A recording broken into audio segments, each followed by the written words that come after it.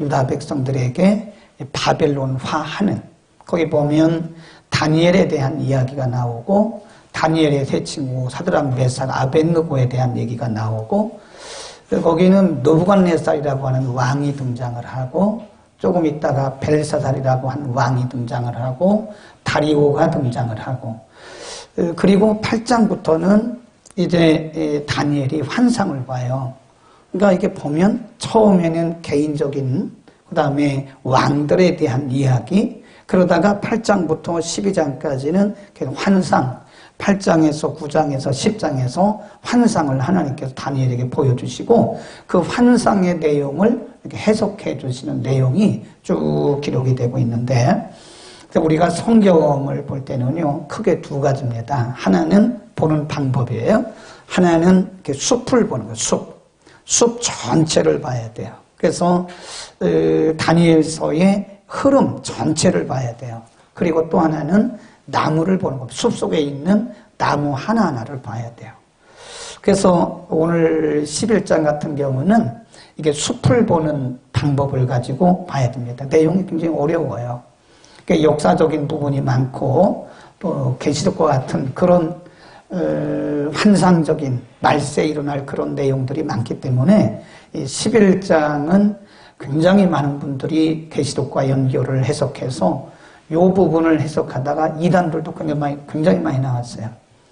왜냐하면 이게 계시적인 부분이고 환상적인 부분이기 때문에, 그래서 이것을 제가 항상 얘기하는 것이 어떤 때는 성경을 숲을 보는 방법으로 성경을 봐야 되고 어떤 때는 나무를 봐야 되는데 11장 같은 경우는 전체 숲을 봐야 돼요.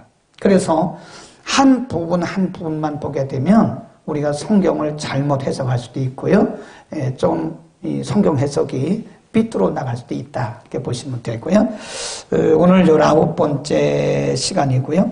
오늘은 읽기는 19절까지 읽었지만 우리가 상고 공부하는 거는 45절까지 다 공부를 하겠습니다. 왜냐하면 이게 하나야. 내용이 같은 내용입니다. 우리가 전에 공부했듯이 8장 9장에서 하나님께서 다니엘에게 보여주신 환상이 뭐냐면, 이제 똑같은 그 환상의 내용은 틀린데 그 본질적인 내용은 같은 거예요. 하나님께서 바벨론이라고 하는 나라를 폐하시고 그 다음에 메데 바사라고 하는 나라가 와서 다스리다가 메데 바사가 망하고 헬라라고 하는 나라가 다시 신생국가로 오르고 헬라가 망하고 로마가 통치하고 그리고 예수님 탄생하시, 이렇게 되는 거거든요. 그래서 이게 지금 다니엘이 바벨론에 끌려간 그 시점부터 시작해서 하나님이 역사를 어떻게 운행하고 계시는가를, 역사의 흐름을 보여주고 계는 거예요. 그러니까 한 다니엘의 얘기만 보면 안 돼요. 그러니까 느부갓네살의 얘기만 붙들고 있으면 안 됩니다. 지금 하나님이 바벨론에서 포로 생활하고 있는 유다 백성들에게 하나님께서 지금 역사를 어떻게 운행하고 계시는가 하는 역사의 운행을 쭉 보여주고 계시는 거예요. 그래서 오늘 본문에 보면 이제 앞으로 유다 백성들이 어떻게 될 것이냐, 환상을 통해서 보여주신 거예요. 지금 유다 백성들은 바벨론에 살면서 왕들이 여러 번 바뀌었어요. 그리고 그들을 통치하는 국가도 이름이 여러 번 바뀌었어요. 그러니까 그 혼란 속에 살면서 계속 다른 나라들의 전쟁 속에 살면서 유다 백성들은 정작 자기들의 미래는 굉장히 불투명한 거예요. 근데 하나님이 다니엘이라고 하는 사람, 다니엘에게 선지자에게 환상을 보여주시고 미래에 대한 계시를 주면서, 그럼에도 불구하고 지금 유다를 둘러싼 나라들, 바벨론, 메데바사, 헬라, 로마, 이렇게 아주 굉장히 시끄럽게 나라가 지금 전쟁하고 뺏기고 빼앗기고 그런 전쟁이거든요. 근데 그 속에서 하나님께서 유다 백성들을 중심으로 해서 하나님의 역사가 어떻게 흘러가는가, 이거를 보여주신다 이거예요. 그게 굉장히 중요합니다. 제가 늘 얘기하잖아요. 역사관. 이 기독교들이 역사관을 갖지 못하면요, 이게 꿰뚫어 보지를 못합니다.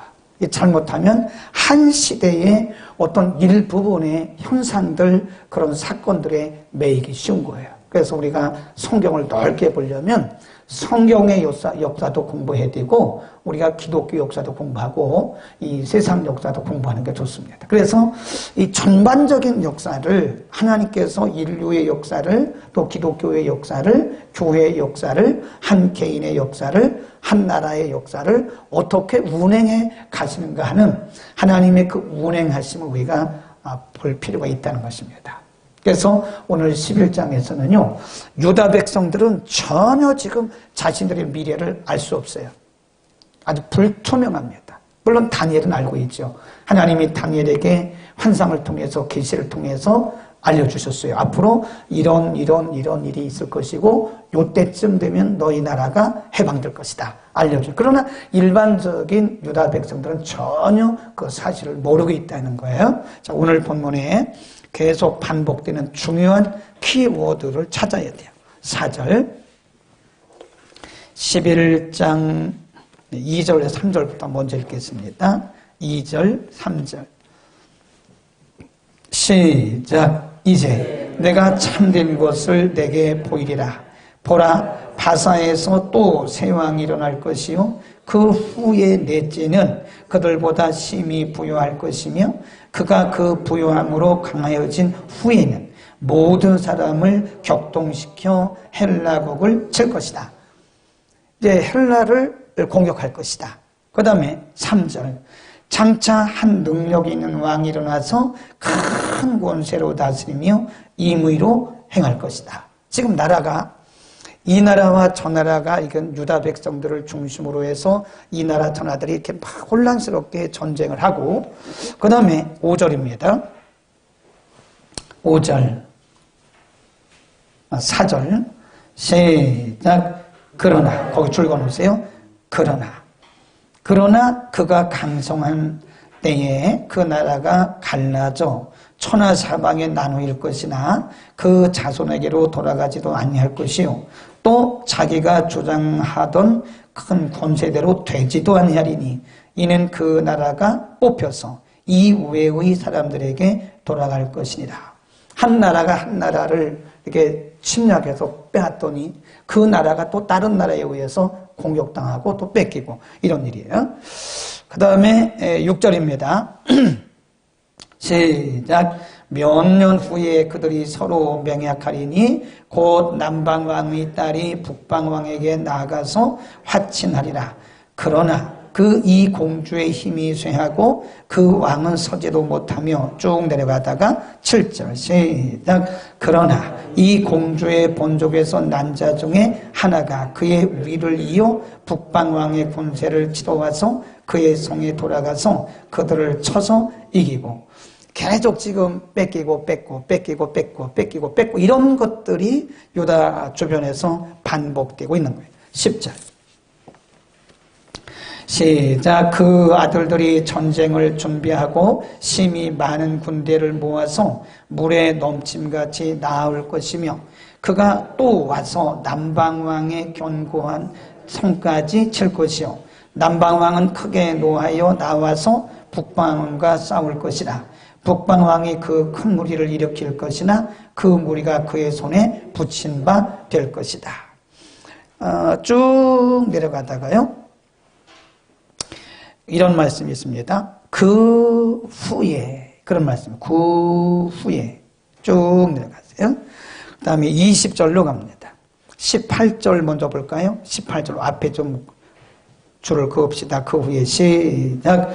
그 후에 거기다 동그라미 쳐놓으세요. 그 후에 그가 얼굴을 섬들로 돌이켜 많이 취할 것이나 한 대장이 있어서 그의 보이는 수욕을 씻고 그 수욕을 그에게로 돌릴 것이므로 19절 그가 드디어 그 얼굴을 돌이켜 자기 땅 산성들로 행할 것이나 거쳐 넘어지고 다시는 보이지 아니하리라. 이게 뺏기고 이러면서 말이죠.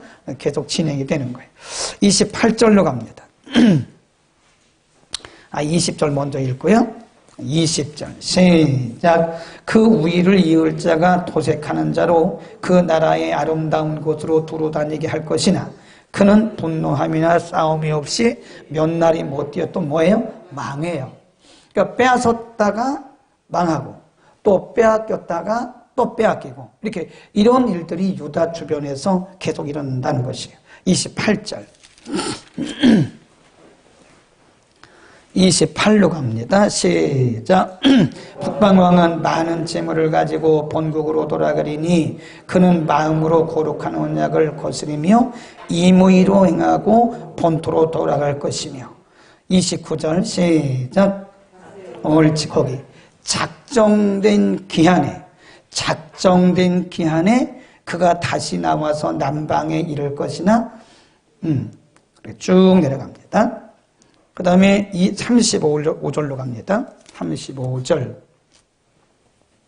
시작. 또 그들 중 그 지혜로운 자 몇 사람이 쇠폐하여 무리로 연단되며 정결케 되며 회개되어 마지막 때까지 거기다 줄겁니다. 마지막 때까지 이르게 하리니 이는 뭐가 됐다고 그래요? 정한 기한이 됐다. 그러니까 오늘 본문에 지금 여러 번 반복되는 단어들이 있는데 거기 보면 그러나 그리고 그 후에 그때 마지막 때 정한 기한에 이런 표현들이 와요.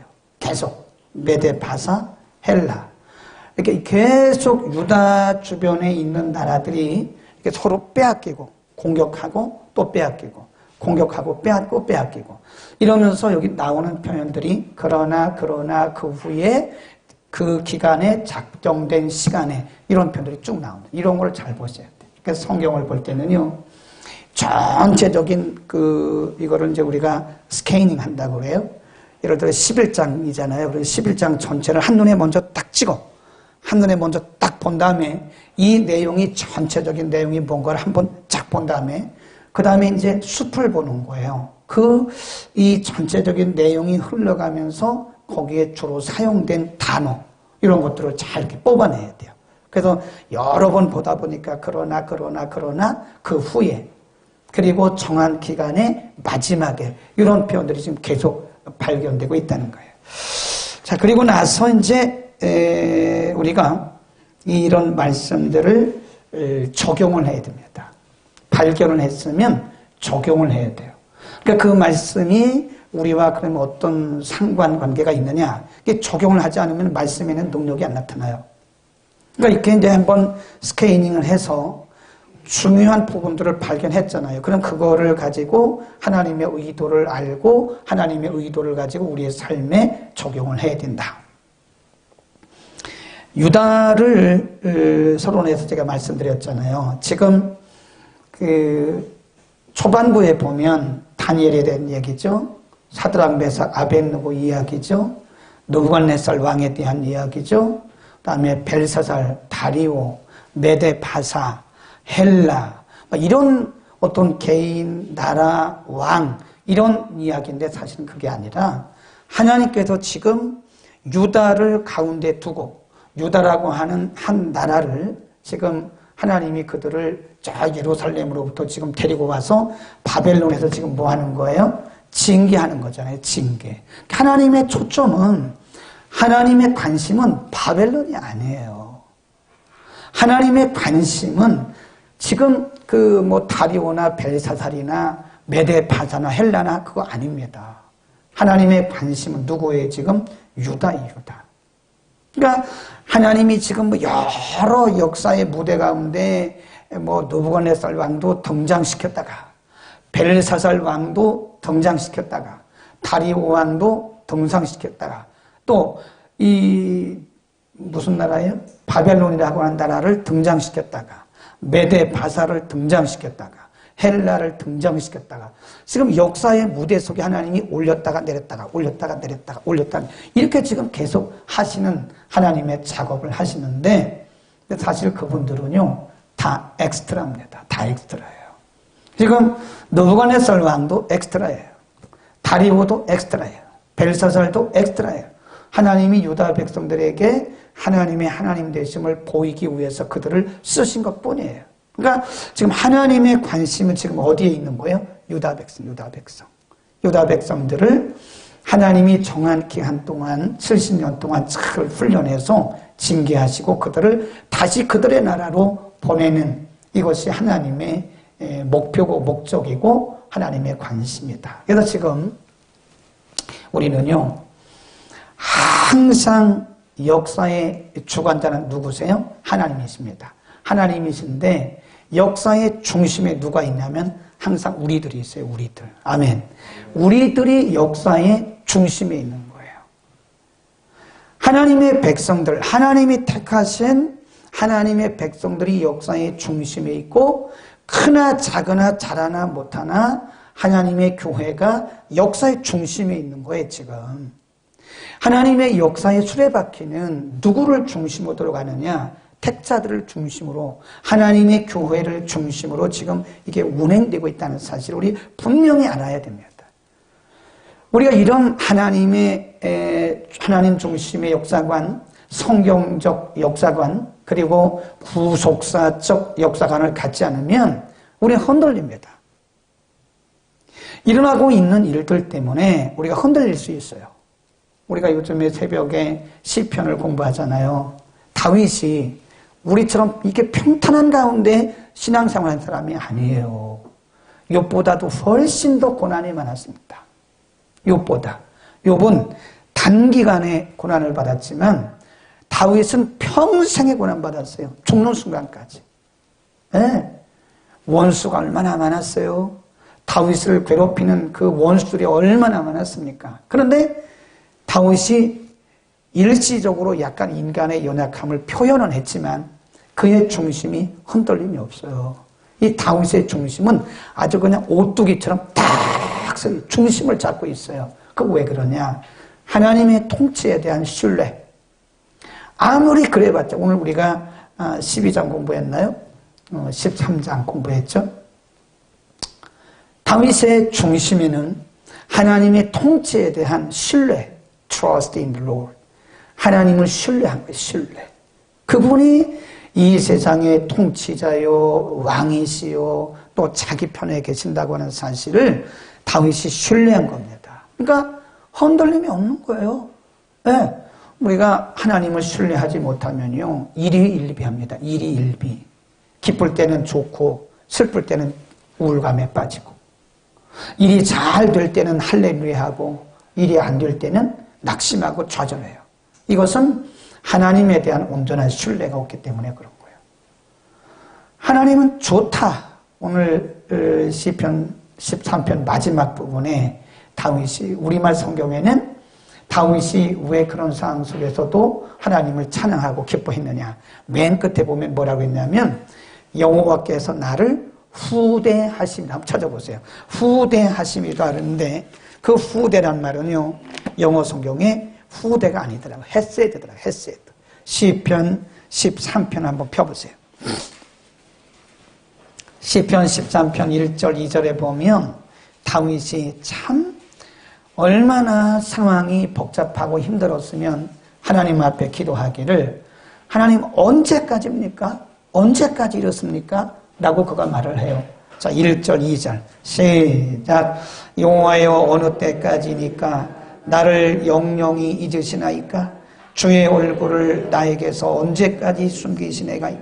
내가 나의 영혼에 경영하고 종일토록 마음에 근심하기를 어느 때까지 하오며 내 원수가 나를 쳐서 자긍하기를 어느 때까지 하오리까?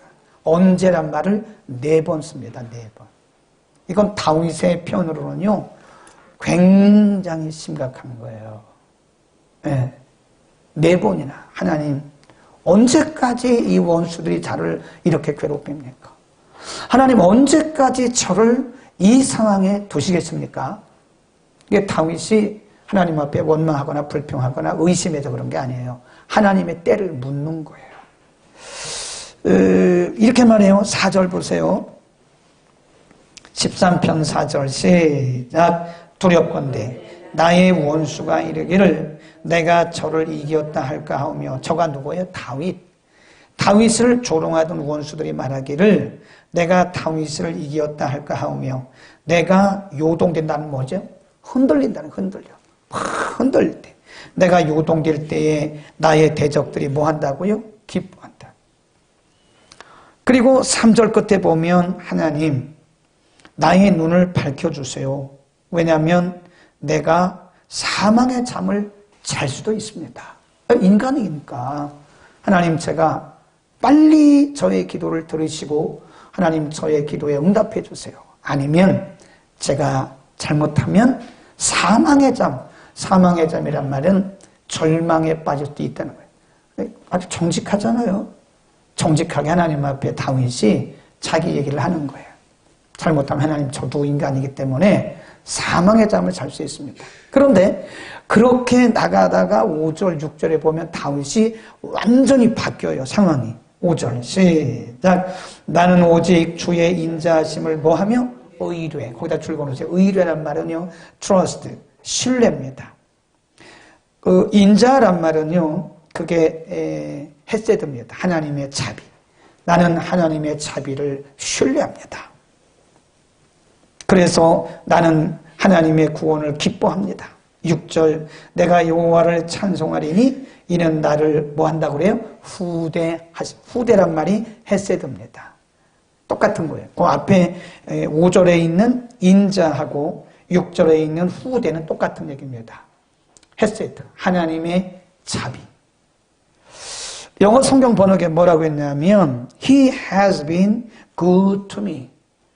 그분은, 하나님은 내게 어제도 그랬고 지금도 그렇고 계속해서 내게 선하시다. 그 시편 136편에 보면 뭐라고 고백하냐면 여호와의 선하심과 인자하심이 뭐라고 그래요? 영원하다고. 26절까지 26번 이상 여호와의 선하심과 인자하심이 영원하다. 하나님의 인자하심이 일시적이 아니라는 거예요. 그러니까 이 시편의 기자가 승리할 수 있던 것도, 또 다니엘이 승리할 수 있었던 것도, 아브라함이나 우리 믿음의 조상들이 승리할 수 있었던 것도, 그들이 다 뭘 믿은 거예요? 하나님의 절대적 통치를 신뢰한 거예요. 신뢰. 그러니까 우리가 개인적으로만 해요. 개인적으로 뭐 잘 될 때도 있지. 인간이라는 게 또 언제나 잘 됩니까? 안 될 때도 있죠. 힘들 때도 있고 아플 때도 있죠. 믿음이 좋다고 뭐 안 아픕니까? 아프죠. 믿음 좋아도 아프고 병원 가야 되고 실수도 할 수 있어요. 믿음이 없어서 아픈 건 아닙니다. 그런 논리를 가지고 살면 안 돼요. 믿음이 좋아도 아파요. 그러면 욥은 뭐 믿음이 없어서 아팠나? 바울은 뭐 그럼 믿음이 없어가지고 안질 걸려가지고 평생에 안질로 그렇게 고생했나? 그건 아니거든요. 경우가 다른 거예요. 그럼에도 불구하고 우리가 흔들림 없이 주님을 섬길 수 있는 것은 그분의 선하심을 우리가 신뢰하는 거예요. 아멘. 그분의 선하심, 그분의 헤세드가 우리처럼 왔다 갔다 그렇게 안 한다는 거죠.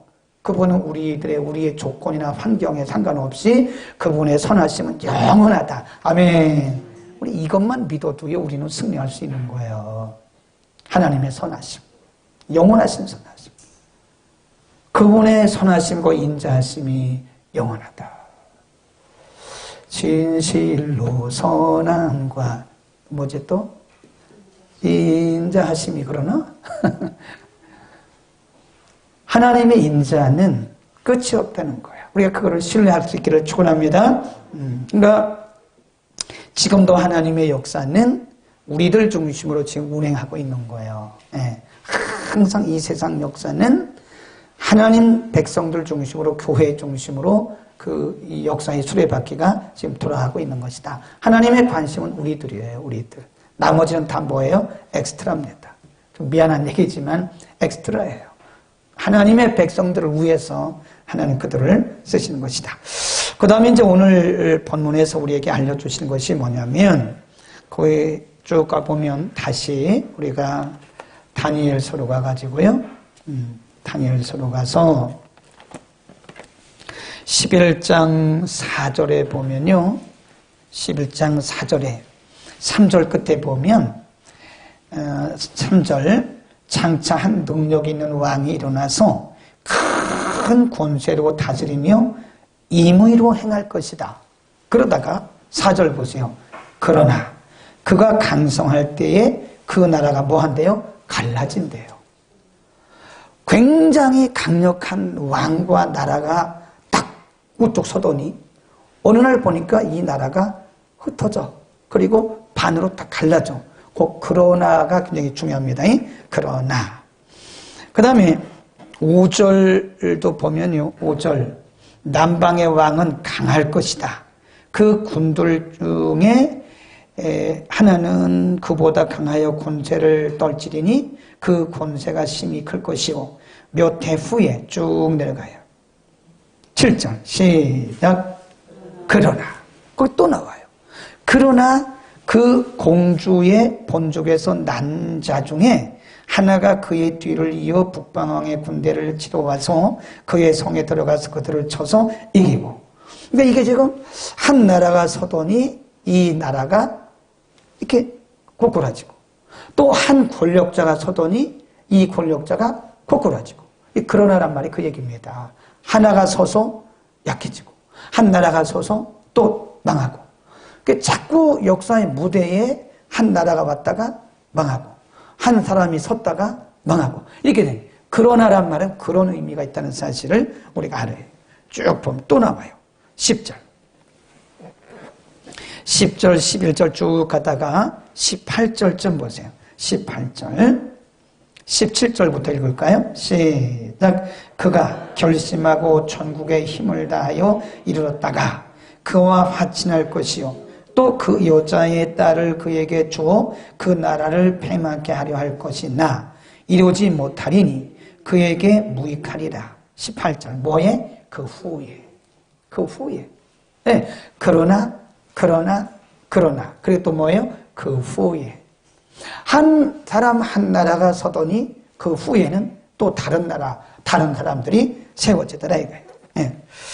44절도 그럽니다. 44절도 보면 44절 43절부터 읽습니다. 시작. 그가 권세로 애굽의 금은과 모든 보물을 잡을 것이요 리비아 사람과 구소 사람이 그의 시종이 되리라. 44. 그러나 동북에서부터 소문이 이르러 그로 번민케 하므로 그가 분노하여 나가서 많은 무리를 다 도륙하며 진멸코자 할 것이다. 같은 얘기예요. 지금 한 나라가 서고 망하고 한 나라가 서고 망하고 한 왕이 서고 망하고 이렇게 되는 거예요. 잘 생각해야 돼요. 성경은 왜 그런 말씀을 썼는지 의도를 알아가면서 봐야 돼요. 그리고 의도를 찾아야 돼요. 이 다니엘서를 기록한 기록자가 이 성경을 기록하게 성령께서 감동을 하셨는데 왜 이런 용어를 쓰도록 감동하시고 기록자는 왜 이런 용어를 썼는가? 이유가 뭐냐 이거예요. 그런 거를 우리가 알아내는 게 성경을 보는 눈인 거예요. 의도가 뭐냐? 그러나 그 후에 마지막에 이런 표현을 왜 성경이 쓰고 있냐 이거예요. 그게 뭐냐? 보세요. 이 역사의 무대 위에 한 나라가 서요. 얼마 있다가 그러나 이 나라가 망해요. 다른 나라가 서요. 굉장히 강한 능력을 가진 나라예요. 근데 그러나 얼마 있다 또 망해요. 또 어떤 사람이 역사의 무대 위에 와가지고 아주 절대적인 권력을 갖더니 그러나 그 후에 이 사람도 절대적인 권력 없이 또 망해. 계속 이게 바뀐다는 거예요. 이게 성경이 우리에게 뭘 말씀해 주려고 하냐면 하나님 외에는 절대 권력자가 없어요. 사람들이 뭘 모르고 지금 그러는 건데 절대 권력자, 절대적인 권세는 이 땅에 존재하지 않습니다. 그러니까 우리가 겸손해야 돼요. 어떤 사람들이 권세를 잡으면 그것이 오래 갈 줄 아는데 딱 정해진 기간 동안만 해요. 에?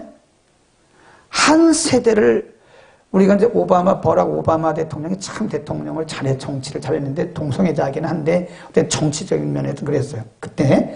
그런데 그 버락 오바마 대통령이 말해요. 한 시대 40대 대통령이 돼가지고 굉장히 아주 전 세계를 흔들었어요. 근데 딱 그 기간 되니까 딱 내려오잖아요.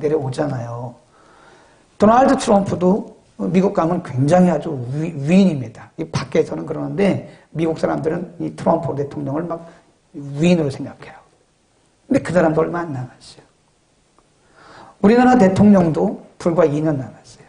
그리고 전에 권력을 잡고 휘둘렀던 그런 왕들이 다 감옥에, 그런 대통령들이 다 감옥 들어갔다. 네. 우리나라 대통령 치고 감옥 안 가는 왕이 그 대통령이 누가 있어요. 지금 대통령도 모르죠, 또. 끝나고 나면. 그 희한한 나라라고요. 희한한 나라예요. 정권이 바뀌면 대통령이 다 감옥에 가요. 그 희한한 나라예요. 우리가 이런 거를 보면서 절대 권력은 이 땅에 존재하지 않는다는 거예요.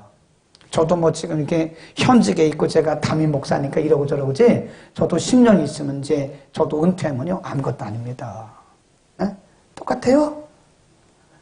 제가 뭐 지금 우리가 이렇게 주변에 보면 현직에 있을 때 그 담임했던 그 대교회 목사님들 많으세요. 근데 그분들 지금 다 뭐 하냐? 내가 아는 어떤 분은 저 대보도에 가 있고요. 그림 그리고 있더라고요. 내가 뭐라 했다니까요. 왜 그림 그리냐고. 왜 농사 짓냐고. 복음 전하라고. 정할 거 있으면 없으면 저 서울역 앞에 가서 노숙자들한테 복음이라 전하라고. 근데 그분들은 이제 평생 했기 때문에 좀 쉬는 거죠. 이해는 해요.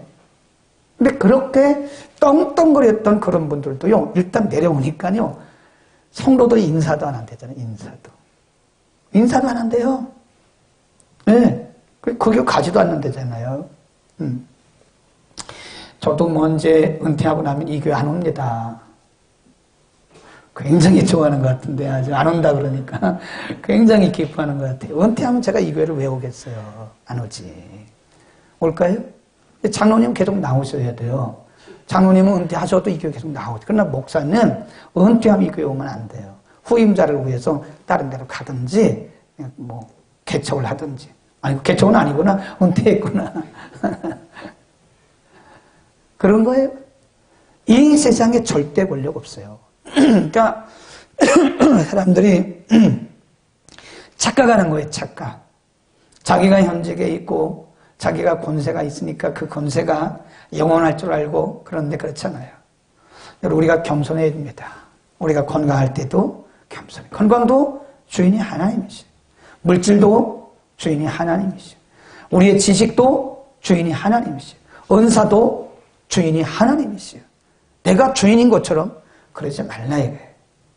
이 땅에는 하나님 외에는 영원한 절대 권력이나 절대 권세는 없습니다. 하나님만 절대자예요. 하나님만 절대. 미국이 그랬고, 그 다음에 소비에트 연방, 이걸 줄여서 소련, 그잖아요. 소련. 소비에트 연방이 70몇 년 만에 무너지리라고 아무도 예상을 못했어요. 근데 어느 날 소비에트 연방이, 소련이 와르르 무너졌어요. 그리고 러시아라고 하는 신생 국가가 생겨난 거예요. 중국의 공산당이 저게 언제까지 가냐.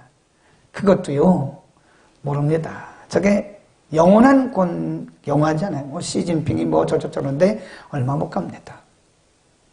북한의 김정은도 사실은 뭐 얼마 전에 뭐 해프닝이라고 그러는데 또 어떤 분은 해프닝이 아니라고 그러기도 하더라고.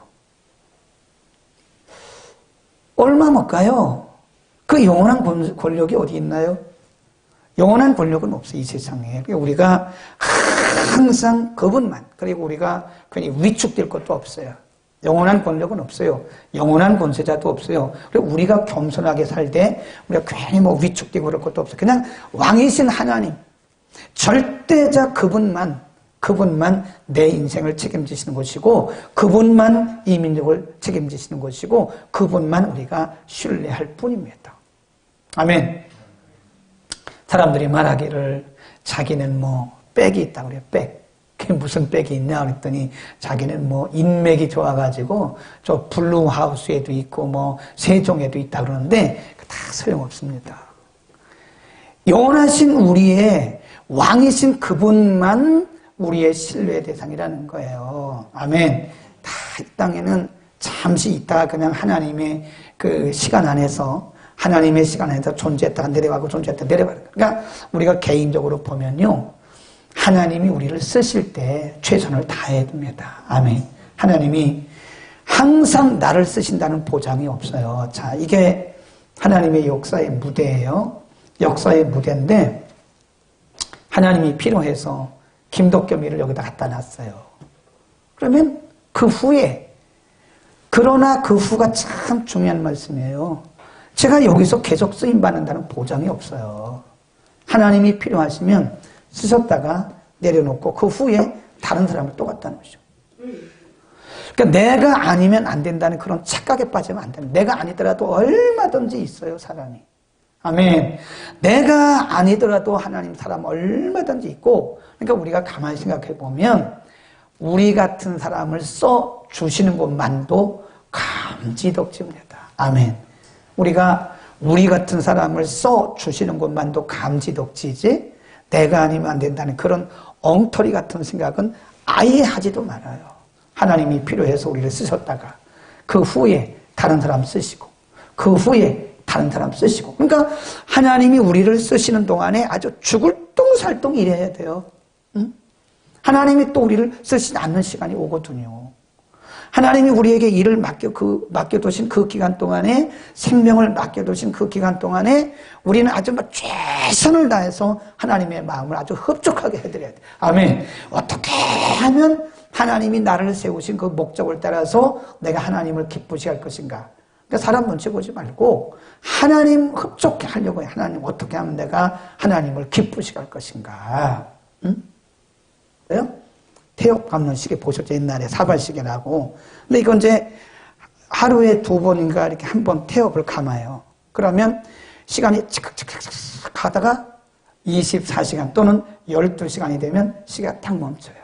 하나님이 우리의 수명의 태엽을 감아 놓으셨어요. 그리고 태엽 그 시간이 딱 끝나는 시점이 있어요.